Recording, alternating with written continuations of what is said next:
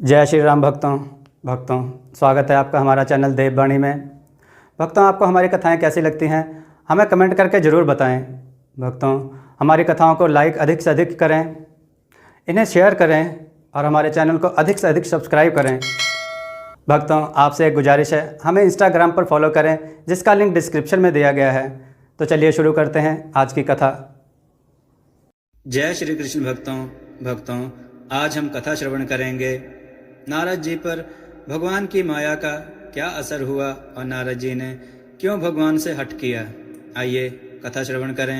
एक बार नारद जी मृत्युलोक का भ्रमण कर रहे थे। मृत्युलोक में दुख, शोक और संताप से पीड़ित मानवता को देखकर नारद जी बड़े दुखी हुए। वहां से नारद जी सीधे विष्णु लोक पहुंचे और भगवान विष्णु से बोले, प्रभु, मृत्युलोक पर बहुत दुख, शोक और संताप है। आप उनके कल्याण के लिए कुछ करते क्यों नहीं। भगवान विष्णु बोले, नारद, जो मनुष्य योग का अनुसरण करेगा उस पर मेरी माया का असर नहीं होगा, वह हमेशा आनंदित रहेगा। लेकिन जो केवल भोगों में लगा रहेगा उसे मेरी माया दुख, शोक और संताप ही देती रहेगी। नारद जी बोले, प्रभु, आपकी माया के बारे में मैंने बहुत सुना है लेकिन कभी देखा नहीं। कृपा करके आप मुझे अपनी माया दिखाएं।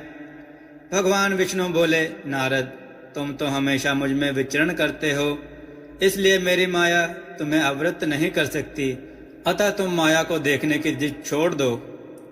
लेकिन फिर भी नारद जी नहीं माने और अपनी जिद पर डटे रहे। आखिरकार भगवान विष्णु जी को बात माननी ही पड़ी और भगवान विष्णु बोले, नारद, चलो चलते हैं मृत्युलोक, वहीं पर दिखाऊंगा तुम्हें अपनी माया।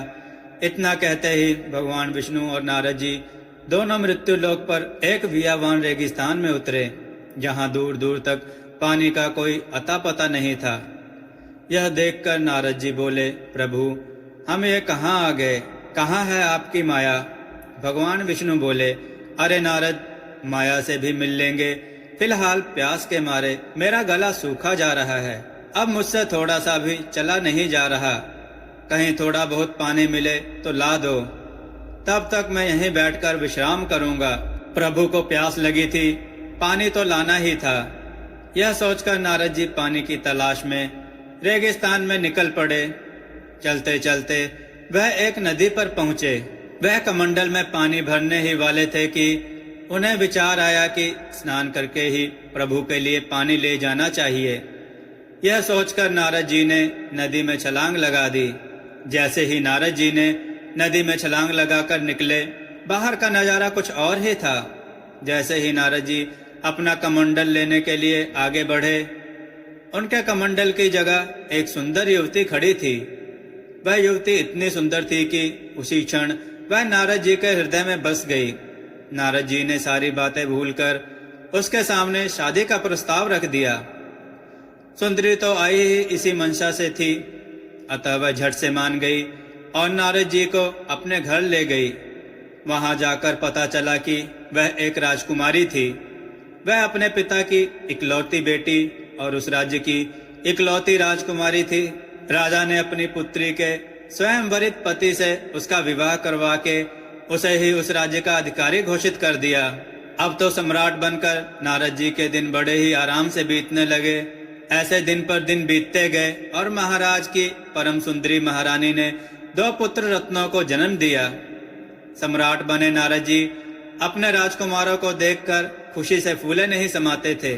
तभी अकस्मात एक दिन नदी में बाढ़ आ गई। पूरा राज्य तहस नहस हो गया।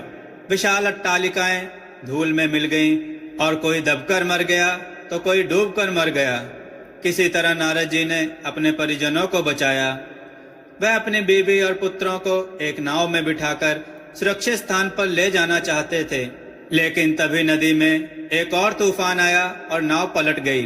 दोनों बच्चों को तो नारद जी ने पकड़ लिया, किंतु महारानी बह गई। नारद जी बड़े दुखी हुए, लेकिन मजबूरी में सिवाय देखने के कुछ कर न सके। किसी तरह बच्चों को सुरक्षित लेकर वह किनारे पर पहुंचे, लेकिन अब उनके पास खाने खिलाने के लिए कुछ नहीं था। बच्चों को बड़ी जोर से भूख लगी तो वह जोर जोर से रोने लगे और देखते ही देखते बच्चों ने भूख से प्राण त्याग दिए। यह देखकर सम्राट नारद घोर विषाद में डूब गए, अकेले पड़ गए। नारद जी ने जीने का कोई सहारा न देख स्वयं का प्राणांत करने की सोची और नदी में छलांग लगा दी। तभी नदी के बाहर बैठे भगवान विष्णु बोले, अरे नारद, मैं वहां तुम्हारी प्रतीक्षा कर रहा था और तुम यहाँ स्नान कर रहे हो। मैंने तुम्हें पानी लाने के लिए भेजा था, इस मायावी नदी की दुनिया में खोने के लिए नहीं। तब नारद जी बोले, तो क्या प्रभु, जो मैंने देखा वह सब मिथ्या है? भगवान विष्णु बोले, हाँ नारद, यही तो मेरी माया है। तुम्हारी बहुत इच्छा थी माया देखने की, देख ली, अब या और देखना है। नारद बोले, नहीं नहीं प्रभु, अब मुझे कोई माया नहीं देखनी। आपके दर्शन ही पर्याप्त हैं। आपके दर्शन से ही मनोरथ पूर्ण हो जाते हैं। भक्तों, इस कहानी से यही महत्वपूर्ण शिक्षा मिलती है कि जब तक हम ईश्वर को अपने हृदय में धारण किए रहेंगे, तब तक सांसारिक मोह माया हमें प्रभावित नहीं कर सकेगी। किंतु यदि ईश्वर से हमारा ध्यान हटा, हम सांसारिकता के दलदल में धंसते चले जाएंगे। अतः बुद्धिमान मनुष्य को चाहिए कि हमेशा यथोयोग प्रभु का स्मरण बनाए रखे।